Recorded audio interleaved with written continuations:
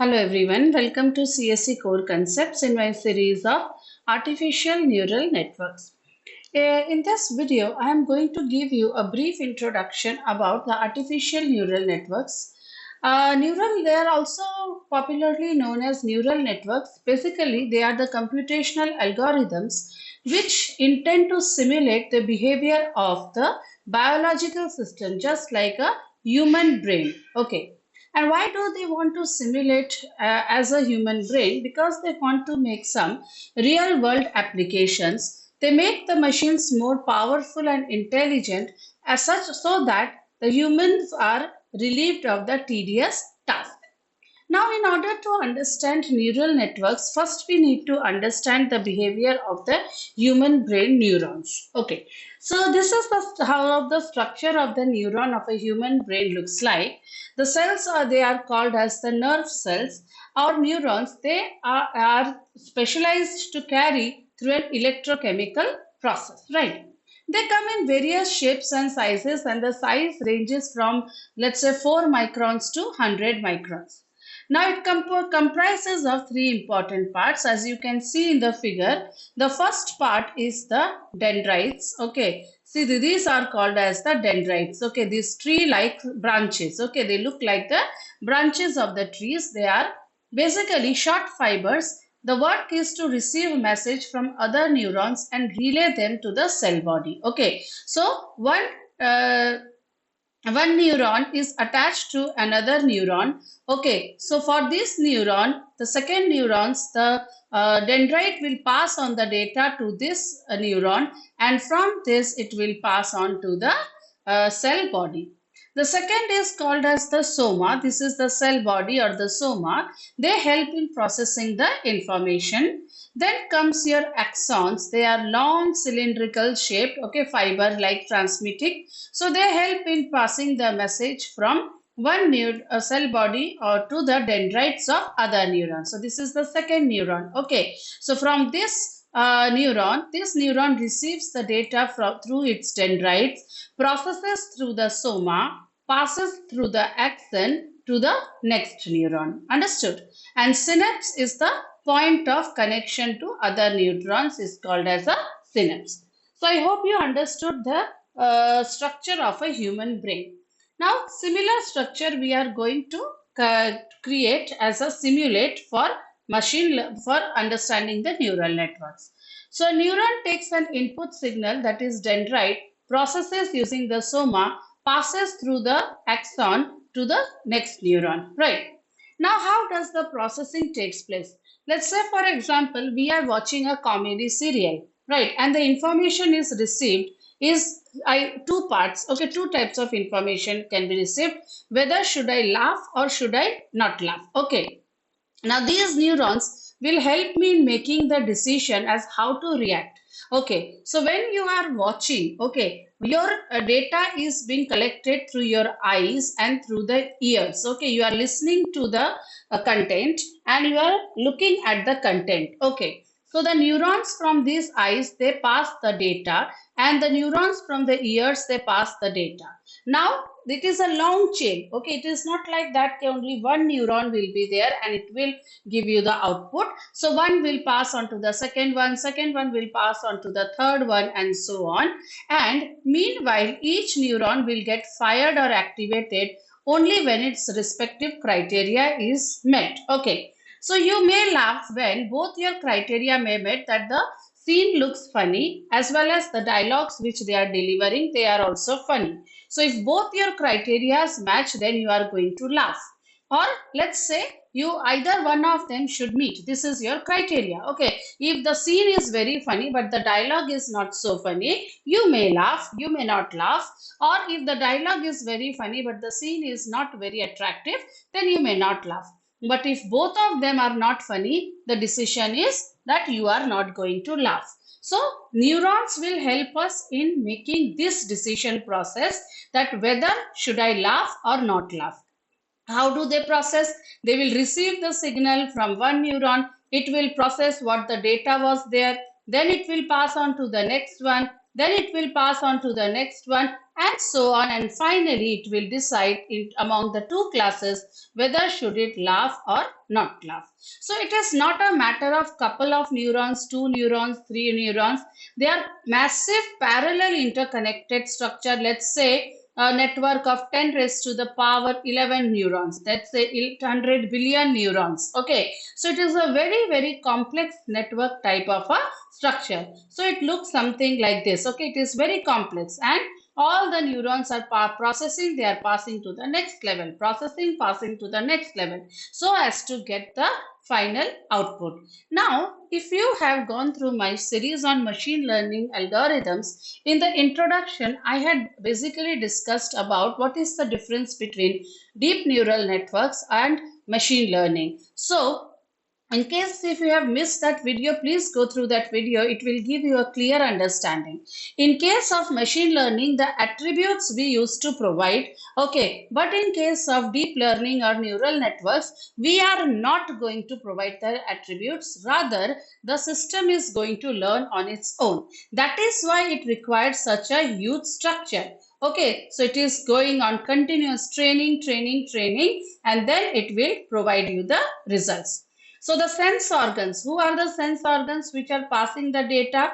Eyes and ears. Okay, they will pass the information to the first layer, then the output will pass to the next layer in a hierarchical manner. And some of the neurons will fire, some won't fire, and this process will go on until it reaches the final response. So let's say when eyes, it is activate when the visual is funny. If the visual, if it does not find it funny, then it won't activate. Okay. Similarly, activate only when the speech is funny. Activate only when the text is funny. Then it will say if 2 out of 3 are activated, that means you have to laugh. Understood? So this massively parallel network ensures that there is a division of work. Not all work is done by one single neuron. Okay. Some neuron will perform certain roles. Some neurons are stimulated because of the eyes. Some neurons are stimulated because of the ears. Okay. It's not like that all neurons will respond to everything. So basically you understood this deep structure. This is what this type of neurons we are going to create here artificially. Okay. And we are not one neuron. Okay, we are going to create massive number of neurons. This makes it the deep neural networks. Okay, if 1 or 2 layers you are creating, it is okay. But if you are creating more layers, then it becomes a deep neural networks. So these things we are going to see how to create them artificially. So let's see the history of neural networks. So the first model of neural network was proposed in the year 1943. So you can understand it is like more than 80 years before by two people, that is Warren McCulloch and Walter Pitts, in the computational model. And later many other researchers followed, but it was very late. Okay. In 1943 only the first paper was published, and then came around 1952 or somewhere. So it was very late. Okay. So John von Neumann, Marvin Minsky, Frank Rosenblatt, they performed it. So in my upcoming videos, of course, we are going to study about the theories which were proposed by McCulloch and Pitts. It is called as the MCP model, and then what refinement was done to that model, which was done by Frank Rosenblatt. Okay, so let's see in this video, since it is introduction, I'm just going to discuss about the just the overview of the neural networks. So basically, this is what a neural network will look like as an artificial one. So this is your artificial neural network. So here also we will have input. In our case, in human being case, who was the input? Our sense organs were the input. Okay, whatever input we get to our neurons are through our sense organs, right? Whether an object is hot or cold, how do we feel? We touch it. That is skin. Okay, by touching only we can understand. So from there the neurons are getting the data. Similarly, when we are looking something which is terrible or which is very funny, so eyes are the receptive organs. If we react to some saying, so ears are ones which are our input. So here you have to give the input nodes. The input here will be your attributes. Okay, here you cannot sense. Okay, artificial neural networks cannot sense. So we have to give them the input. Now these are your neurons. Okay, they are called as the neurons. So set of nodes, we are going to call them neurons. So input neuron, then your hidden. So the basically the middle layer is called as the hidden layer, and that gives you the output, that is the output layer. So either you can have two outputs, let's say y1, y2. If it is a binary classification problem, that yes or no, then you will have only two outputs.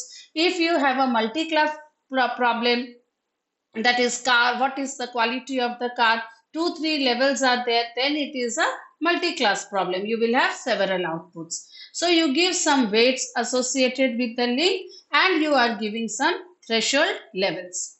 So this is what the structure of the neuron looks like. So you are giving some input, you are giving some weightage to the input. Okay, this is your hidden layer, and again you are giving, so you are understanding what is the gender of the person. So layers are made up of many interconnected loads. So input layer will receive from the attributes. Okay, whatever attributes, let's say red color, blue color, white color, size is, shape is cylindrical, then a red color object, spherical in shape, used for eating. These are your attributes. So they are your input. Okay, these attributes will be communicated to the hidden layer. Okay, by giving some weightage. Now let's say you are giving more weightage, more importance to the color of the object, more importance to the shape of the object. So based on that, you are going to give the weights. Okay, then the input layer will receive a single value on the input and duplicate to many outputs. So it will give the same input to this neuron, it will give the same input to this neuron, it will give, if there are some other neurons, so it will give the same input to other neurons. Similarly, this input is given to this neuron, this input is given to this neuron. Okay, not only one layer. Then the hidden layer will apply some function which we are going to study in our upcoming videos. So they connect with the outgoing, so that you can get the output. Okay, so again you are going in the hidden layer also, you are going to give some weights. Okay, so as to get the output, and they are produced to form a single number. An output layer receives from the hidden layer, it will give you an output. So the output, if it is a classification problem, then it will determine the class of that object. If it is a regression problem, then it will give you some numeric values. Understood? So when you may even add multiple hidden layers. As I told you, in human brain, your data is not processing only through one neuron, right? There are massive structures of neuron. Similarly, here also you can have multiple hidden layer. If you feel that your one hidden layer is not giving a proper training to the data, then you can of course put multiple hidden layers, so that the data learns more, data gets trained more. Okay, but again there is a dilemma here, that what is the ideal size of the hidden layers, whether should you take more hidden layers or whether should you take very less hidden layers. So if you are taking very less number of hidden layers, that is okay. Okay, but very less will give you underfitting. Understood that it did not learn at all. If you remember my overfitting and underfitting problems, where if you are training too much, that is called as overfitting. So if you are taking too many hidden layers and making it learn very much, it will lead to overfitting. But if you are taking when it is very small number of data, then it will give you underfitting. So you have to understand based on the problem that how many hidden layers will give you more accurate results, so as to avoid overfitting and underfitting. Then we can have different types of neural network. One is the feed forward, where you are going in the unidirectional way, means you are going from input layer to hidden layer 1, then hidden layer 1 to hidden layer 2, then hidden layer 2 to output layer. So you are going in the unidirectional way, which is very simple type of neural network. So they do not form a cycle. you send the data, but you do not receive any data. Okay, one hidden layer, if it is passing data to the next hidden layer, it is only passing the data. It cannot get any data from the next layer. Okay, so there is no looping, and this type are used in pattern recognition classification problem, where you have fixed number of input and fixed number of outputs. Another category is the feedback neural network. What happens here is this interactive, or you can also call it as recurrent neural networks. What is it means by that? There is a loop here. What is a loop here is that you can see hidden layer. If it did not learn properly, again the data is passed here. From the output layer, again the data goes back to the hidden layer. Understood? So feedbacks, this provides feedback. They are very complicated. They are powerful.